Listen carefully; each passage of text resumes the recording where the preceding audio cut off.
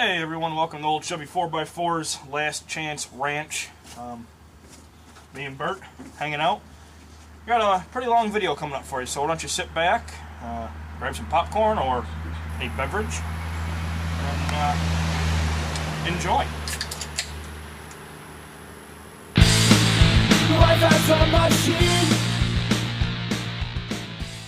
Alright Bert, what do you think we should start with? Good idea. I think we're going to start with the farthest out, or the biggest projects first. Alright? So, first of all, we've got a 1964 Wheelhorse 1054. And you're looking at this tractor. It's got no engine. It's got no transaxle. It's clearly missing sheet metal. Not exactly a real solid, real great looking machine. You might wonder why I would consider hauling something like this 1,000 miles. Well, this tractor is this tractor. This is my dad bought this tractor when I was like 4 years old, and he brought it home in the back of a Chevy Suburban. It was completely in pieces. It was all torn apart. And I think from the first time I heard it run, I was on it. And when I was real little, he had zip tied a block to the clutch for me so I could drive it. And I drove this thing everywhere. So I couldn't get rid of it. My goal will be to at some point in time find an engine and a transaxle for it and get it back into running condition. Kind of, get back to my childhood. Next up is this neat little thing. Wouldn't really call it a garden tractor. My wife's great uncle, whose name was Herbie, made this, and it. Sorry for the camera shake, I'm trying to get a mosquito off my hand. It's four-wheel drive. It uses narrowed Rambler axles, both rear axles. It steers like a crawler with individual hydraulic brakes. There's master cylinder there for one side, master cylinder there for the other. And, it steers just like a crawler does. It's got a top-loader 3-speed transmission out of, I'm not really sure what. It's a good-sized transmission. That drives a jack shaft, which in turn drives the rear ends through there. The front end pivots, and the front axle is connected by a drive shaft that he made up in his shop. And it's got a Wisconsin twin-cylinder engine that I have here. It's not complete. It suffered catastrophic failure. We took it off, and this has not run since, or not really been moved until we hauled it down here. It's a neat little thing though, and it's heavy. I'll tell you, it's awful heavy. It probably weighs 800 pounds without the engine on it. It's all angle iron and channel iron for frame. The guy was pretty sharp, I'll tell you. He had one leg, and he owned a junkyard, and this was his transportation from the house to the shop and around and whatnot. And he made very good use of it. I've got to either rebuild that engine if it's possible, or look for another. I'd like to find another big twin-cylinder Wisconsin, just to kind of keep it the way it was when he had it. And maybe someday this will be a running, moving machine once again. Oh, we're looking at a 1966 John Deere 110, and this is just a few years after they started making this little garden tractor, which was Deere's first endeavor into the small tractor market. This tractor belonged to my grandfather. My mother's dad owned this tractor, and he gave it to my dad years ago. And at one time it had a mower deck, and Dad actually used this thing to mow the grass for quite a while. I've still got part of the mule drive and accessory brackets for the deck. The deck is long since gone. It was in bad shape when Dad acquired it, and it just kind of failed. It also has a front blade. There's the attachment point there, and there's the blade there. This tractor's pretty rough. The engine's blown, and it's got known issues with the rear end. But, being a history with the family and all, really didn't want to see it go. You can see the dash tower is rotted through. And, it needs a lot of work. But, it's one of those things where I had the opportunity to get it, and I would have hated to let that slip by. This green pile of parts is another John Deere 110, and this was brought down again for repair parts for another tractor. As you can see, the dash tower is still in good shape. The frame's in decent condition. The transaxle's good. The variable speed, or the variator for the variable speed, works and it's free. So it's got the original seat pan, the original spring. So this, I figured, was a good idea to bring this down too, considering, you know, parts aren't that easy to come by these days, and especially a 40 or 50-year-old machine.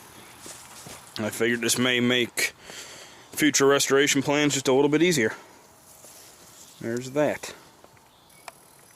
I think in my other video I said that I had a Cub 124 that would be making the journey down, and I was wrong. It's a 122. Pretty sad when I don't even remember what I had. I know, pretty bad, right? But what you're looking at is a 65 Cub 122. It's got a 12 horsepower Kohler engine. It's a K301, I believe, and it's a starting moving machine. Dad would actually use that a little bit to move some of these tractors around up there before my cousin got up there with the equipment to actually, you know, lift and move stuff. But here's a little picture of this tractor from years back. We hauled, there's no telling how much wood we hauled with this tractor. It always did us well, and you know, they're not that commonplace. I mean, I wouldn't say it's a rare tractor, but they're not that commonplace. And this one has a creeper gear from the factory, so I figured it'd be good to bring down. You know, one of these days, you know, I'll add this to the list of all the other stuff that may be restored one day. Sitting right next to that is a mid-50s Simplicity Wonder Boy, and this is a tiller steer rear engine reel mower. The engine on it's not correct. It's got a late 50s Pin-Core horse-and-a-half engine on there, which would probably originally have been on a reel mower, just a little walk-behind reel mower. This tractor should have had a 4 horsepower Briggs, and I don't even really know the model it should have had, to be honest with you. But except for the engine, the tractor is just about complete and all original, just like it was when I found it in the garage. And they're a neat little tractor. Again, not a whole lot of them around with, you know, this style. The newer Wonder Boys there's more of floating around, but this one, there's no clutch pedal to speak of. It's got this tiller, which is your steering, and it's also your brakes and your engagement of the clutch. You draw it back towards the operator seat, and it pushes down on this pulley, which gives you your clutch. When you move it forward, the tractor stops on its own. It's got a 2-speed, basically the same gearbox that's on a lot of the Simplicity walk-behinds, and forward and reverse. Overall, it's a neat little tractor, and as solid as it is, would be a pretty easy candidate for a resto. You know, get the correct engine for it, and go to town, mowing in style. Here's a 1954 Copar Panzer. This tractor has been around in my life since I was just knee-high to a grasshopper, back right along with that Wheelhorse 1054. This was owned by our neighbor, and they eventually moved, and he sold it to my cousin, and he kept it for a while, and he gave it to me. And it was a running, driving machine. I tore it all apart not too long before we ended up moving from New York, and it was a project that started and completely stalled. So I'd really like to pick this one back up. This tractor is, I should probably mention, a College Park made Panzer, which the plant that Copar ran in College Park, Maryland, burned down, and they had only produced a few hundred of these tractors. Another thing to note about it is there's no serial number on this tractor. There's a place on the frame where it should be stamped, and then the shift plate that you see there has a tag, and the tag's blank and there's nothing stamped on the frame. So it's kind of an odd duck. I have read that Copar was really not big on keeping up with books and, you know, purchase history, things like that, before the plant burned, and what little they had was lost. So this tractor, really before I know it, has no history, I guess, if you want to look at it that way. But this is one, you know, again, I've got everything to complete it, and one just because I've had it forever, I'd really like to see it running again. It was a blast. We used to take it to tractor shows, and well, it's just a nice, unique little tractor. What we got here is a 1950 Maul chainsaw. It's a Model 11. It's It's advertised at 5 horsepower. It's a 7.95 or 7.9 cubic inch displacement. And it's a hefty saw. It probably weighs every bit of 70 pounds. It's got a 34-inch bar on it. Clearly, you wouldn't want to sling that sucker by yourself. This saw belonged to my grandfather as well. I don't know if he ever used it or anything, but it was at his house when we were cleaning up after he passed away. And we brought it along. It's pretty complete. I mean, it's missing. There should be a recoil starter or a rewind starter, and there's a plate that should have teeth to engage the wood sitting over here by the clutch. It is a float feed carburetor if you don't know anything about these saws, so you can't tip it. What it does to go from felling to bucking, you loosen this up. This is a turnbuckle. It'll flip up. The whole bar pivots down, so it'll lay horizontal or vertical. Pretty nice little saw. We did have it running. My dad and I had it running for a little while, and just to see if it would. This was going back a few years, and it ran pretty darn good. I was kind of surprised. It's awful loud, but it definitely does run. Besides the tractors and the truck, they were good enough to throw on some of the little stuff that I had floating around. This came from my grandfather's, kind of like a lot of the other stuff that I have, and I really don't even know what it is. I'm guessing it was originally made for operating a pump jack. Probably ran off a hit and miss engine, but it is free. That just over there. It's free, it turns like it should, and pretty heavy. The base is made out of cast iron. And here's a shot of whatever this is. I still imagine this is probably part of a pump jack. This is the way it was at Grandpa's years ago. Unfortunately, I did not get the little truck that it's on or the engine attached to it. But there it is. They were good enough to throw this on there. They had room for it. And there's some other little stuff here. We'll take a look at that too. Also a early 50s Lawson RSH. It's a little 2 horsepower engine, and I've never heard that engine run. A guy had given it to me. It was there, it turns over. I said, well, heck, throw it on. Behind that is a big Briggs cast iron. It's a 23 cubic inch engine. It's a 23A, I think, if I remember correctly. And that was just a solid block, solid parts block. Very similar to the engine that's on the Panzer, and it's always good to have spare parts. You got the room for them, you know. Alrighty, and last but definitely not least, if you happen to see the preview of this video, gratuitous shot of Bert. Sorry. If you happen to see the preview for this video, you were probably waiting for me to get to this, because it's really not something you see every day. Everybody sees old garden tractors. Miniature semi-trucks, on the other hand, they don't come along every day. What you're looking at is a hand-built cab-over little mini semi. Most of the work on this was done by a good friend of my dad's when we lived in New York. I'm going back years. I think we've had this little truck for, about 15 years or so, I would say. He started it as a project, and he never finished it. And we had some Cub parts he was looking for. He was real big into pulling at the time. And him and my dad worked out a little trade, and we acquired this. Since then, we put an engine on it, worked the driveline in, did some work with the steering. It's got a rack and pinion from a Chrysler front-wheel drive car. It's a nice little truck, and it spent some time running around the showgrounds at the Western New York Steam and Gas Engine Association in Alexander, New York. My wife and I took it there a few years and just rode it around. It was a nice little show truck. Years ago, the paint was in a lot better shape. As you can see, it's peeling off. But let's come over here and take a closer look at it. He made the cab and the frame for the cab all by hand. It's all sheet metal. And the doors, I mean, everything he did, it's all angle iron sheet metal screwed to it. You can see inside. He made a frame for the seat and frame for the floor. The overall frame of the tractor is channel iron. It's 2.5 inch or 3 inch channel iron. It does have full controls. As you can see, it's dirty. It's been sitting, guys, and I promise you this will get cleaned up and you will see this running and moving and looking a lot better in upcoming videos. But the fuel tank sits underneath the passenger seat, or passenger side of the seat. Got lawn tractor front tires, and if I can get you underneath here to see, I'll have to go from the front. I'll show you the rack and pinion setup. The fake fuel tanks are Anheuser kegs.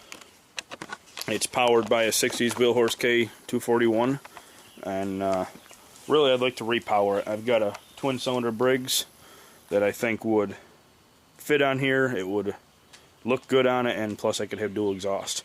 The exhaust is just a tractor muffler from Tractor Supply, incidentally. The transaxle is out of a Massey Ferguson. It's like a Peerless 1200 series, I think, and it's got dual wheel spacers that were just cut out of some a barrel, what all that used to be. Has functioning brake lights and directional signals, and concrete wheel weights, because as you can tell by looking at it, it's a little bit front heavy. Without weight on the back, this sucker will not move at all. One of the years we were at Alexander, a guy was coming by and he was checking it all out and looking it over, and he said, "You know what this thing needs is air horns." And I said, "Yeah, but I don't have any." He left. You know, we talked a little bit. He left. He came back about 20 minutes later with these boat horns and gave them to me. So that was pretty decent of him. Doors do lock. Yeah, there we go. Oh, inside it's got well, turn signal switch, headlight switch, and a mess of wiring, which I'm surprised nothing living came out of there. But it's definitely, you know, like I said, it's a good project and something you will see more of. I've always liked this little truck. It's always been a head turner when you take it anywhere. And it does need some work. Clearly it needs new paint, some body work. There is a little bit of a rust hole here in the front sheet metal. And I think what I'm going to do is skirt the whole front of this truck from the turn signal, from the two turn signals down, and all the way along the sides too, with the doors and around the back. I believe I'm going to skirt it with diamond tread. Get some thin aluminum diamond tread, and I think that would look pretty sharp. But overall, the rest of the truck is solid, even where the paint's peeling off. I mean, it's solid. It's not, you know, physically a rust hole. It's just the paint fading and peeling. Underneath here, see if I can't show you the front end. Oh, as you can see, it was originally designed to have power steering, and I think if I can, it's something I would like to incorporate for future use. I'd like it to be a power steering setup, which wouldn't be that hard. I've got a remote power steering pump from a Nissan pickup truck, and it would just basically be running the lines, about powering it off the engine and running the lines up to the front. The transmission shifts reverse pattern because it's shifting through linkage. It's got a ball joint down here, and the linkage runs back. I'll step outside here. And there's another ball joint in the shifter. And believe it or not, it works pretty darn well. Brake is independent from the clutch. This whole drivetrain needs to be really reworked. It worked at the time, but I don't like the way it looks. And I'm a little better equipped now, both in tools and knowledge, than I was when we first put this thing together. And I'd really like to clean it up, have it looking good again. Other than that, I can't think of anything else about this truck. Guys, if you have questions or comments on anything that you've seen here, please, post them up, let me know. As a matter of fact, how about this? Out of all the garden tractors, I'm going to try to start with one of them. I'm going to try to pick one and start working on it. This is a whole different project altogether. This is going to get done regardless. But out of the garden tractors, I'm going to pick one and start working on it. It won't be a, 2-week restoration. It'll be a project. It'll take a while. But, I don't know. You guys tell me. Which one should I start with? It'll be interesting to see what y'all think, and maybe if several people or a couple of people all call for the same machine, that'll be the one we start with. Alrighty. As always, I appreciate you watching. I know this is a long one, guys. If you sat through it, great. I appreciate it. Me and Bert both appreciate it. Look at him. He's tired out. He's sick of hearing me talk. And I'm going hoarse. So, again, thank you very much for watching. Thanks to my father and my cousin and my wife for putting up with me, because clearly this is beyond a habit. This is more like a disease. Alrighty, guys. Y'all stay safe.